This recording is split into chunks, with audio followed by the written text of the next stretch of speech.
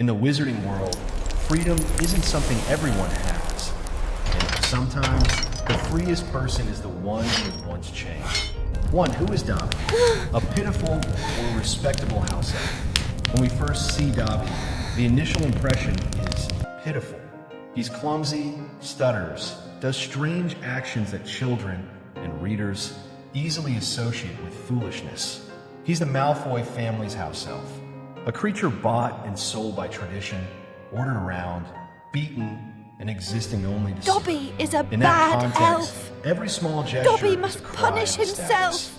Dobby has no right to say no, no right to dream, and Harry certainly no Potter right to be must hurt not without go being back to punished. Hogwarts. But in those very details, the way Dobby punishes himself, the way he still tries to speak the truth, we see something else, a spirit that refuses to surrender. Dobby doesn't resign himself like Creature. He doesn't accept fate as truth. Instead of silence, he chooses action, knowing it will get him beaten, scolded, judged as causing trouble. Dobby's motivation is simple but powerful. The desire for freedom outweighs the fear of punishment. This transforms every trivial action, every stammered word into small shots against the system. Warning Harry, interfering at school, taking beatings to keep his warnings, all expressions of a determination to master his own life. And therefore, Dobby isn't just pitiful, Dobby is respectable.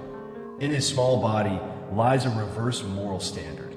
He dares to abandon the slave mentality in his consciousness, dares to do wrong in his master's eyes, to do right by his conscience. That's the difference between a creature going with the flow and one starting to swim upstream. Not for dignity, but for the right to be human. To the hardest choice, helping Harry despite taking beatings. From his very first meeting with Harry, Dobby did something unimaginable for other house elves. Warn the boy about the plot at Hogwarts. It sounds like a simple be careful reminder, but for Dobby, this was an action that broke the fundamental law of his existence, betraying his master. The binding mechanism of house elves isn't just legal chains, but a form of psychological programming ingrained over centuries. Serving is everything. Resistance is sin. Every time Dobby accidentally reveals something, he immediately punishes himself, banging his head, pinching himself, hitting himself, both to atone and because his instincts have been conditioned. This means every word Dobby speaks comes with physical pain and enormous psychological pressure. Choosing to help Harry meant Dobby accepted, being punished by his master if discovered, being tormented by the very mechanism of servitude curse, and worse, possibly endangering himself. But he still did it, because Dobby understood something simple. If he didn't act, his freedom would be meaningless. This action wasn't loud or glorious like a battle, but it was a silent rebellion. The first small crack in the wall of submission, and from that crack, an entire power system would gradually shake. 3 the sock, symbol of a new life. The moment Harry tricked Lucius Malfoy into giving Dobby a sock was like a small plot twist for the entire storyline. To normal people, socks are just a trivial item. To a house elf, clothing is the only passport to freedom. Meaning when Dobby held that sock, he wasn't just holding a piece of fabric. He was holding the right to self-determination. It severed all legal bonds, all curses, all commands. What's interesting is, after gaining freedom, Dobby didn't disappear to enjoy his private life. He returned to help Harry in the wizarding world. But this time because he wanted to, not because he was forced. That's the difference between submission and service. Submission is when you do something because you're forced to. Service is when you do something because your heart tells you to. Harry's sock, therefore, became a symbol of the right to choose. And to Dobby, that right to choose was more precious than all the magic in the wizarding world. For true freedom, the right to choose sacrifice.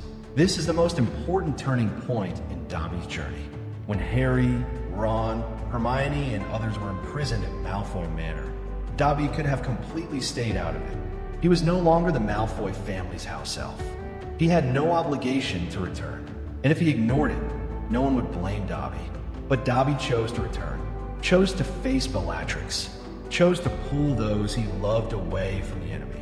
And when the dagger pierced his chest, Dobby didn't die as a commanded house elf, but died as someone completely free because he decided his own fate. Dobby's last words: "This is a beautiful place to be with friends." Dobby is happy to be with Harry Potter, is proof that freedom isn't just living for yourself, but also the right to choose what you're willing to die for. 5 Dobby, a mirror reflecting the value of freedom.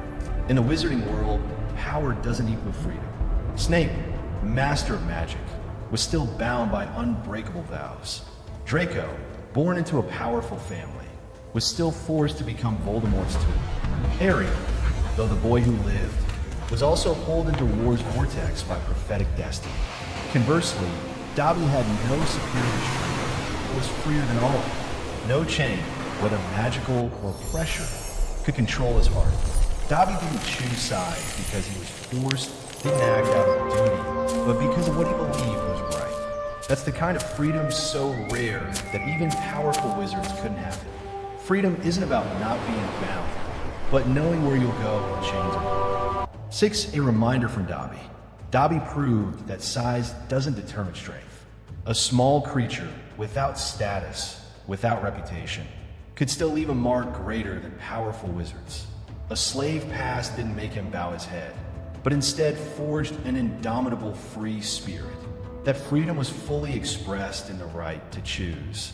Choose friends, choose paths, and finally, choose even the moment to sacrifice. In his final moment, Dobby didn't cry or regret. He just smiled and said, "This is a beautiful place to be with friends." Dobby is happy to be with Harry Potter. That statement didn't just close Dobby's journey, but opened up a simple truth. Freedom isn't something someone gives you. It lies in daring to live and die for what you believe in. Leave a comment, and don't forget to subscribe to Fictional Depth so we can continue decoding characters who seem familiar but turn out to be very unfamiliar.